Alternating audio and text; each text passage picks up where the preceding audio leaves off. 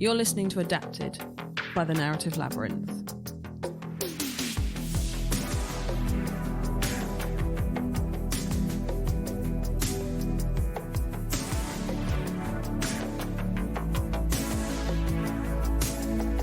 Hello and welcome to Adapted by the Narrative Labyrinth, a new limited series where we invite guests to come and talk about one individual franchise or story and how it's been translated across different mediums and medias.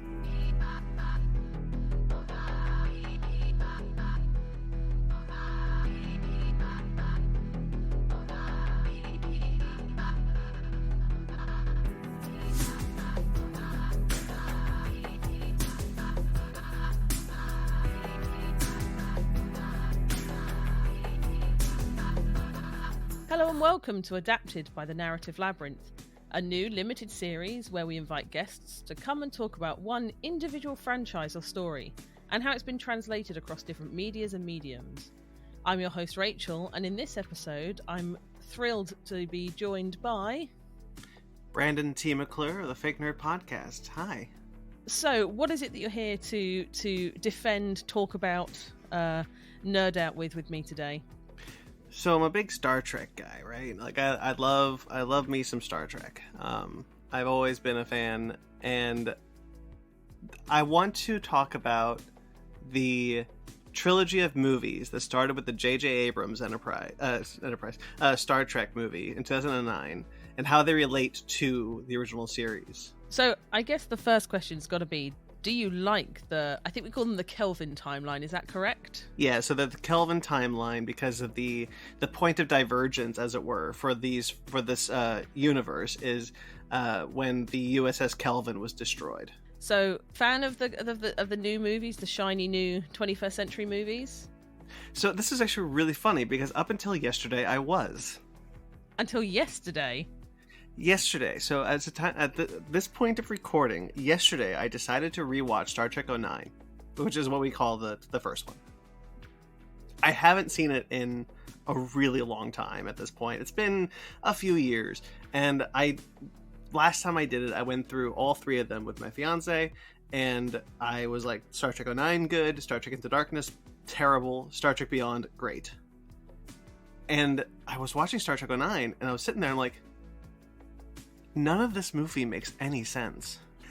And such a weird glass-breaking moment that I had where I was like, have I been wrong about this movie my whole life? So you've defended this movie to others. You've stood up on your soapbox and you shouted from the rooftops that this is actually a good movie and is just as valid as any other Star Trek. And yesterday... 100%. And yesterday, the camera zoomed into you and you heard that little shatter as you watched it and you realised it was not actually a good film. It's really weird that it happened. And, like, admittedly, my opinions on movies change a lot. I really liked Thor Love and Thunder recently. When I first watched that movie, I was like, this is a good movie. And the past few months, I'm like, actually, what was I thinking? That's a terrible movie. So, side point, I think Marvel are really good at making you think a movie's excellent in the cinema when it's big and it's flashy, and then you get it home and you watch it kind of like a home release, even if you've got a good space to watch it, and it's actually not that good. There's a lot of movies. So real quick plug. So I'm a writer, and I write a series on a website. It's called Revisiting the Infinity Saga, 50 Greatest Moments of the MCU. And I pick a moment and I talk about it throughout the first 11 years of the MCU from 2008 to 2019. And when I rewatch those movies, I still love them. I'm still really into them. I like Doctor Strange, Captain America, Winter Soldier. There's ones I'm not crazy about, like Iron Man 2 or Thor: The Dark World, where I'm like, okay, yeah, whatever. But there's still enough in there for me. But Phase 4 ended up being such a mixed bag where I'm like, do I still like Marvel? Clearly, like, my opinions on movies change over years or over months or whatever, because I'm pretty malleable as a person. But my opinion on Star Trek 09 has been so steadfast for, God, how many years has it been? Like 13 years since that movie came out? And for whatever reason, just yesterday, I was like, oh no. So up until yesterday, you were like, yes, I'm here to defend it. I'm here to say that this is a good movie. And then yesterday, you've decided it's not a good movie, which is okay. We can work with that. We're going to keep going. We're going to work with that. I guess my first kind of real question is, how did you get into the original property? There's three. So there's three. Actually, there's three answers to this question. Give me all three. So the first answer is, when I was very young, I had the stomach flu, and I had to stay home from school. And one day I was flipping through the channels on my parents' TV, because they had all the good channels, they had cable. And I was going through, and I saw Star Trek. I was like, oh, I like star-based things. And it was the original series. Now, I cannot remember for the life of me what episode of the original series it was, but I remember really liking it. It was really bold and bright, and then so like then another answer to that question is, when I was also very young, around the same time, maybe months apart, I was at my grandmother's house, and I was once again flipping through the channels of television, as I often did as a kid, and Star Trek: The Next Generation was on. And I was like, oh, this sounds cool. I like that one episode of Star Trek. So I watched Star Trek: The Next Generation. That's where I got hooked, though. That's when I started to be like, every day on Spike TV or TNT Network or whatever it was called at the time. I think it's the Paramount Network now. I would tune in to a new episode of Star Trek: The Next Generation. And I watched every single one that would air. I really adored that show.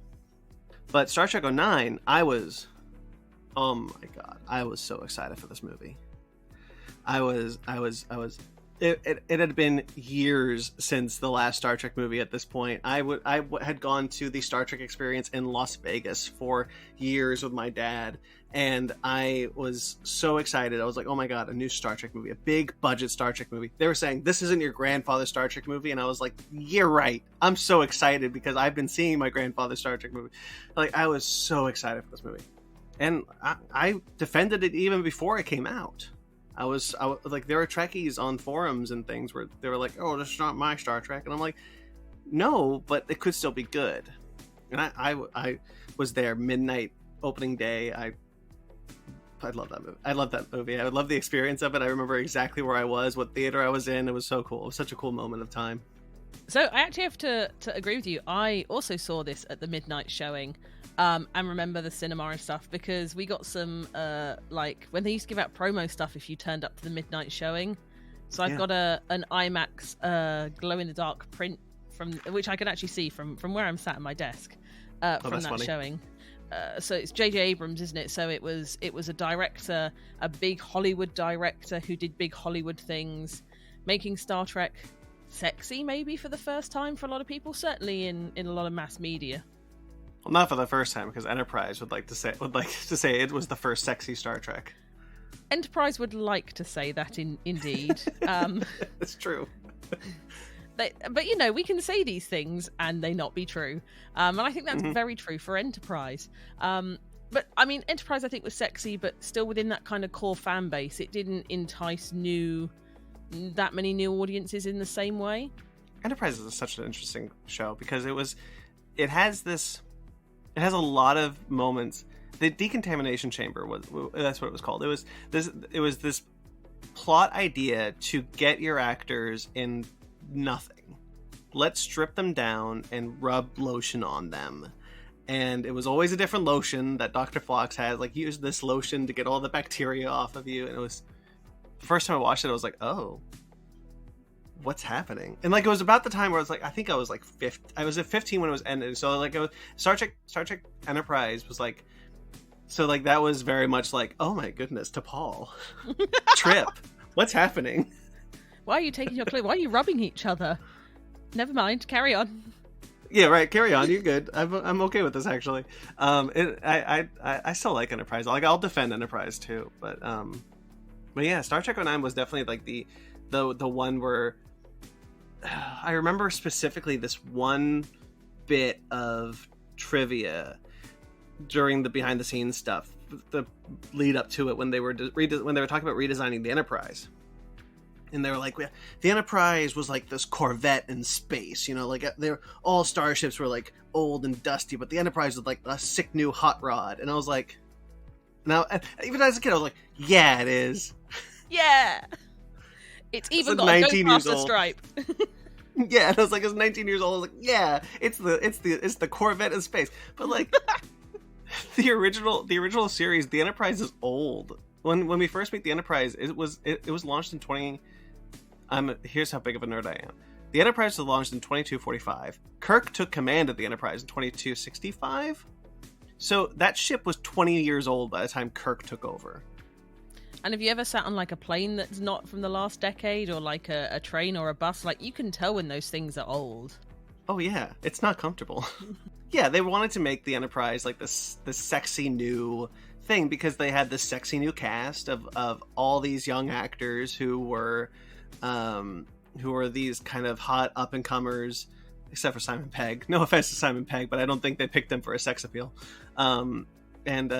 Zachary Quinto, when he was cast as Spock, everyone was like, oh my god, perfect, because Zachary Quinto is an incredible actor. They wanted to see him everywhere. And Chris Pine, who was this hot young actor at the time, he's still a hot middle-aged actor now. I don't know how he did it. And then Zoe Saldana, who was, I think, we had just seen an Avatar, and we had been seeing her in a few other things up until this point. And then Anton Yelchin, who everyone loved, even as a kid.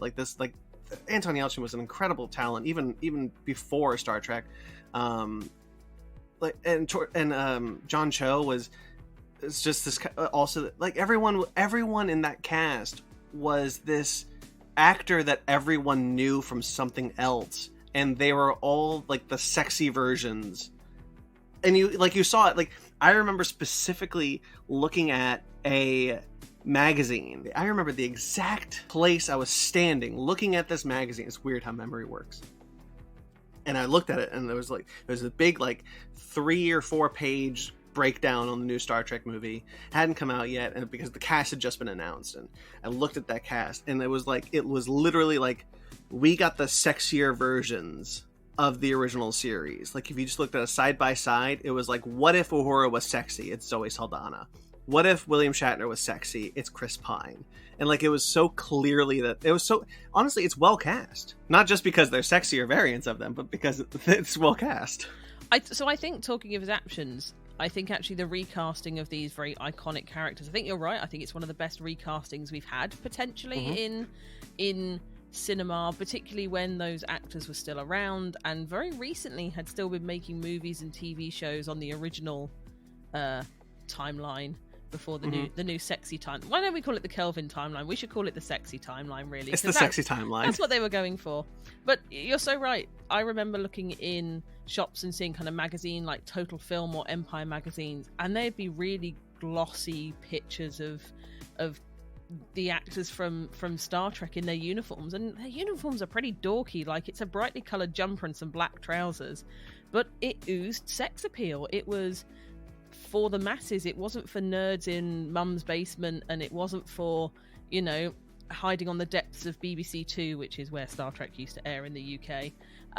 It was, it was in the cinema, and you actually would go to the Odeon or Cineworld and you would go and see it. This was a choice. You'd make a choice to go and see a Star Trek movie, not just put it on when you were sick. And I think the casting was a huge part for a huge influence on why so many people may have paid more attention to this movie in the run-up to its release than previously. And I think people still look at those films in regards to the casting, because there's always this talk about Star Trek 4, are we going to get the 4th film? No. The production of that film has been plagued at this point. It's cursed. We've lost we've hired a director, we've lost a director. But they've struggled so much to get this 4th film off the ground, but people still want it. And I think because of the cast, people still want to see this cast together. Even though we've lost Anton Yelchin now, people still want this cast to come together again, because their dynamic was so engaging, and by that 3rd film, it felt like they were those characters. They felt like they were just as valid as Kirk and Spock and McCoy as Leonard Nimoy, William Shatner, and DeForest Kelley. I would agree with that. I'd say they are still probably the people I would pick. If you asked me to pick people to play for an adaptation of this of Star Trek as a property, they are probably still some of the people that I would pick to play them. I can't think of anyone that would be like, actually it'd be really good if this person did it instead. No, it's great casting. Still solid stand-up casting 15 years later. Yeah, there's really nothing, like, there's always, like, when people look at, like, reboots and things, that people are like, oh man, nowadays this person could play this person. It's like, no, there is no one else who could play Captain Kirk at this point, even though they did it. I'm not convinced that Paul Wesley's casting in Strange New Worlds yet. But you look at, like, Chris Pine's like, no, that's Captain Kirk. Chris Pine is Captain Kirk. There is no one else in this moment in time who could play Captain Kirk besides Chris Pine. So I think it's clear that this adaptation does mean a lot to you, or you're very passionate about it. But why? Why does it mean so much to you? Growing up in the mid-2000s, prior to the MCU, was rough for nerds. Like, it is well documented how difficult our lives were. We were the butt of every joke, every movie that was, up until Iron Man, every movie that was based on a comic book movie, on a comic book property, was like, this is that, but cool. This is X-Men, but cool. We put them in leather. We put them in leather. It's cool now. Like, it's like they so desperately wanted to make the general public like these movies, like these characters, that they would change them in such a fundamental way as to do that. And I'm not saying that to say that Star Trek didn't do that, because they 100% did. But for me as a kid, I ate that up. I was like, yeah, I'm cool now. Do you still feel cool? No. I was so, I mean, nowadays I don't give a shit. I've got a podcast called the Fake Nerd Podcast. I really don't care. We won. And at the end of the day, geeks won. Vindication! Yeah! We have the biggest property, the biggest franchise of all time is based on comic books. Like, we won. There's no putting us down anymore. We are pop culture. But prior to that, with the 2009 Star Trek movie, like, I was just so pumped that people would take me seriously now. Right? Like, people were talking to me about Star Trek. Like, well, what's this mean about Star Trek? And what does this have to do with the original series? And, like, I could explain to them, well, actually, it's a parallel dimension. And blah, blah, blah. Like, the audio people can't see this, but I did lift up my glasses. Like, so, like, it was really the first time that I kind of felt validation as a nerd. There was Star Trek merchandise. Like, they sold the Enterprise, and I had the phaser and the communicator from this movie because, like, you could buy them at Target. Like, these were not specialty shops. This was Target had action figures of Kirk and Spock and McCoy, and maybe not McCoy, but they definitely Kirk and Spock, and they had the Enterprise as a toy that kids could play with. And I do know that there were toys of Star Trek, and for decades there's always been toys of Star Trek and things like that, but they weren't done to the mass appeal that this movie really tried to sell.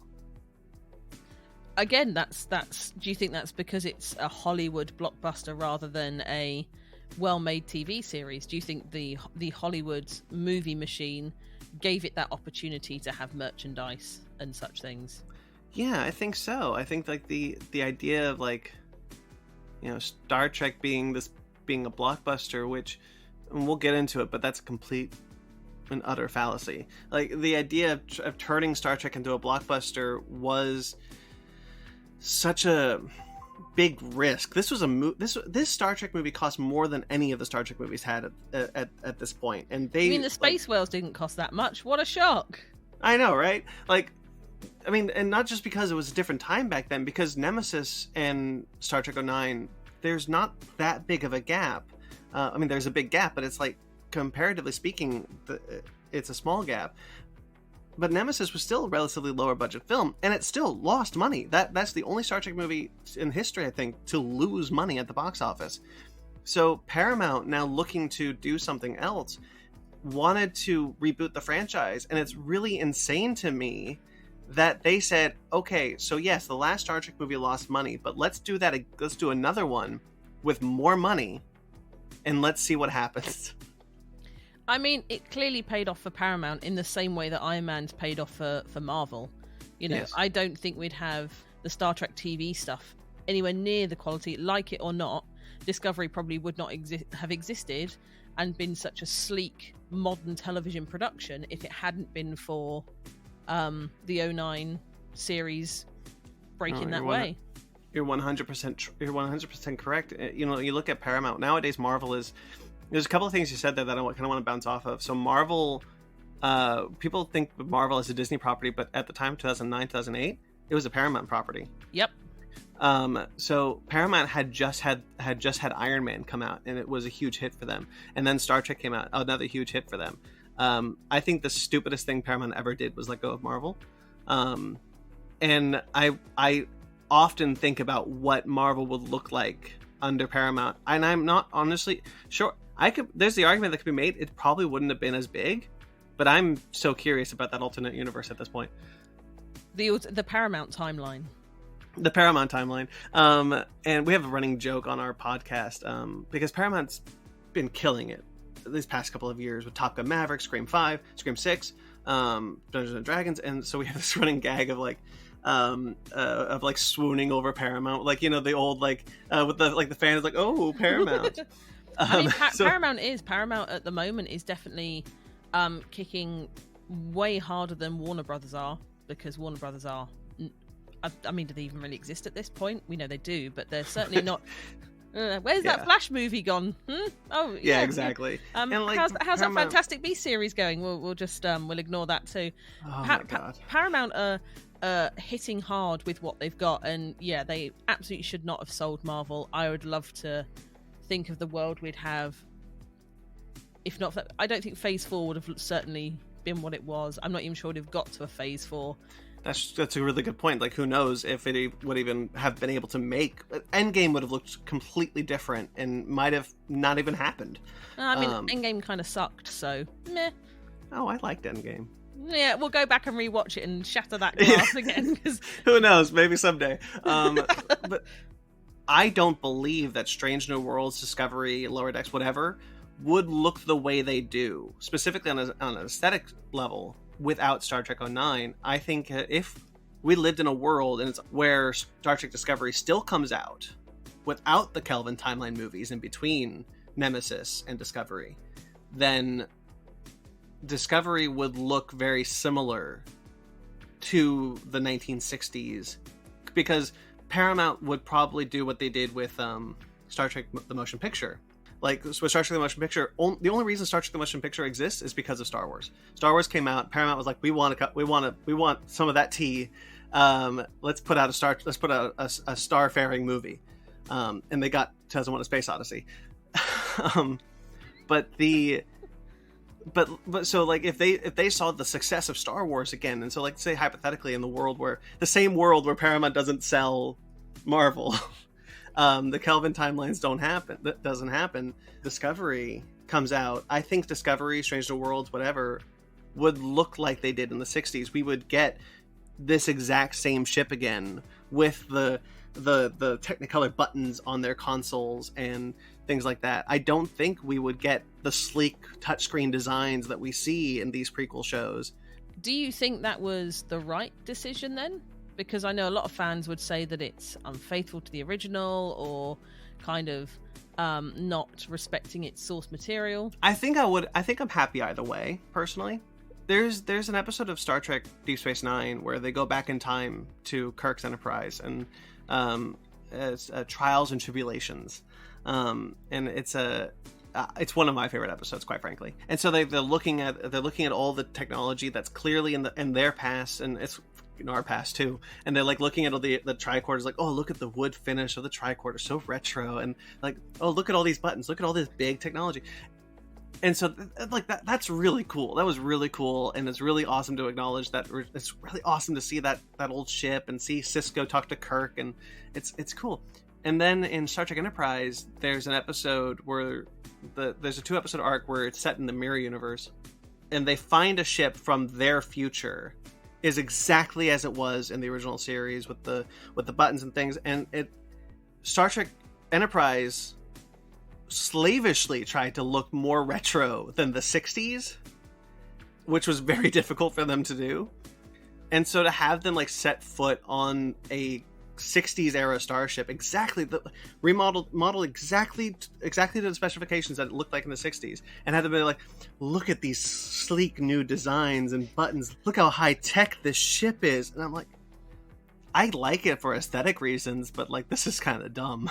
Do you think that was a bit hammy? Do you think that kind of that's not sexy Star Trek, is it? That's kind of hammy. I think it could have gone either way. Like the world where Star Trek Strange New Worlds is trying to recreate the 60s aesthetic of Star Trek, I'm sure could have been fine, but I do really like the new design for the Enterprise. I think it's the way, I think much more than the Kelvin timeline films, the Strange New World Enterprise looks far more like an updated version of Kirk's.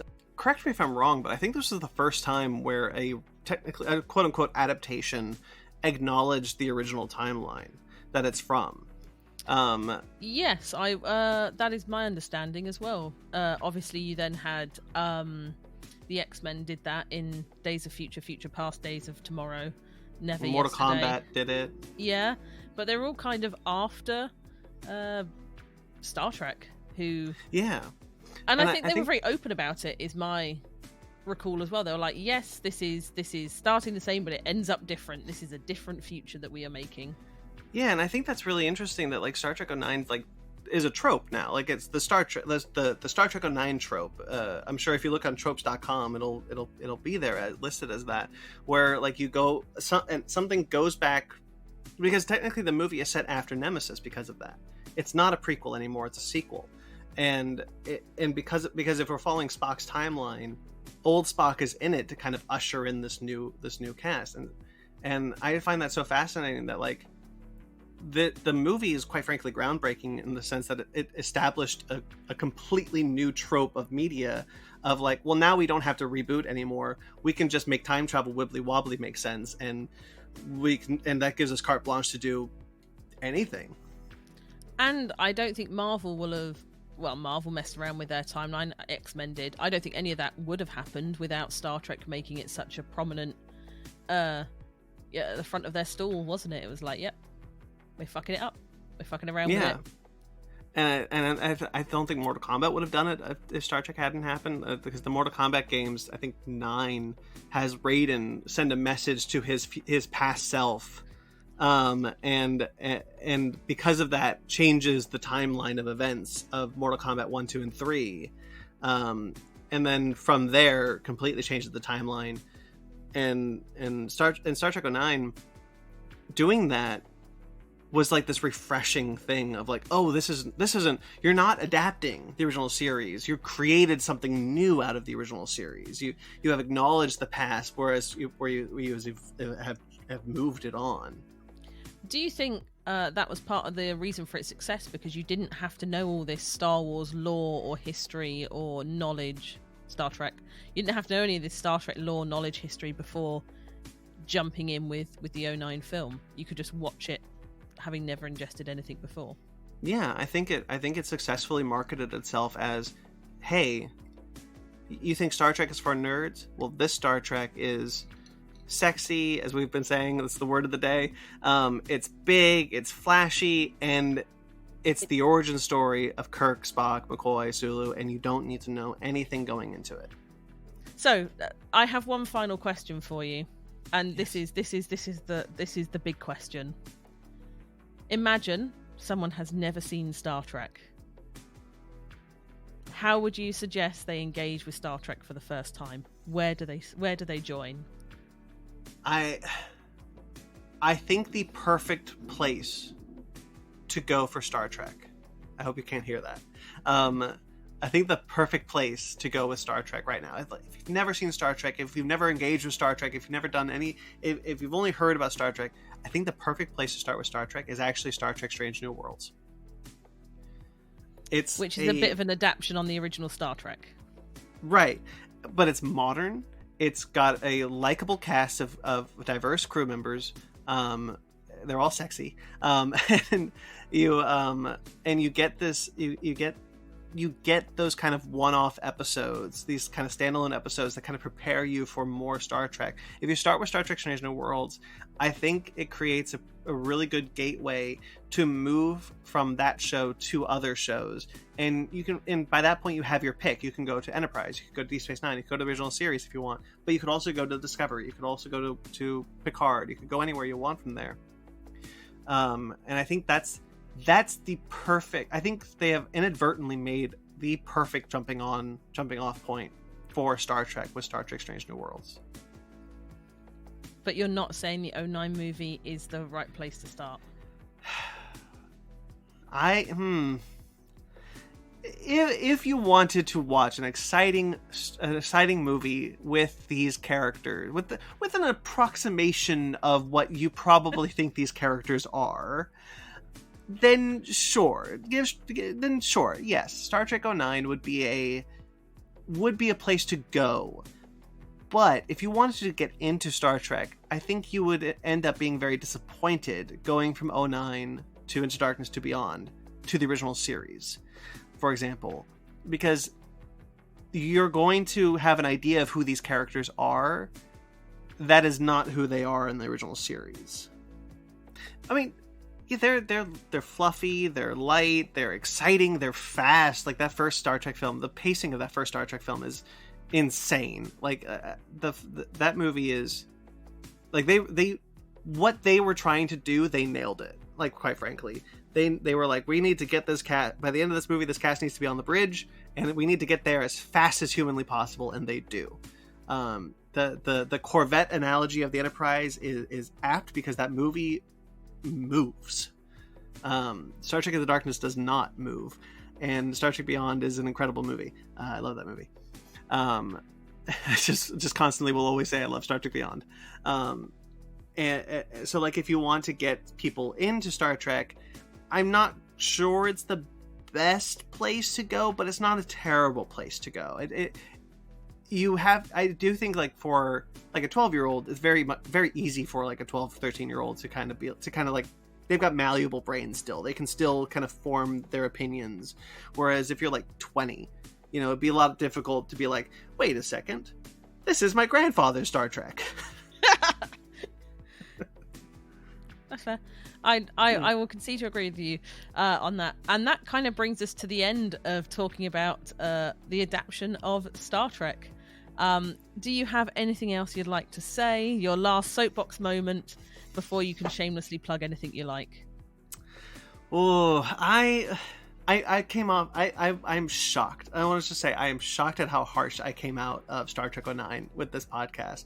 I did not expect my opinion to be this when you came for this movie, man. I was not expecting it. I approached this to you with the idea that I like this movie, and I do, and I did.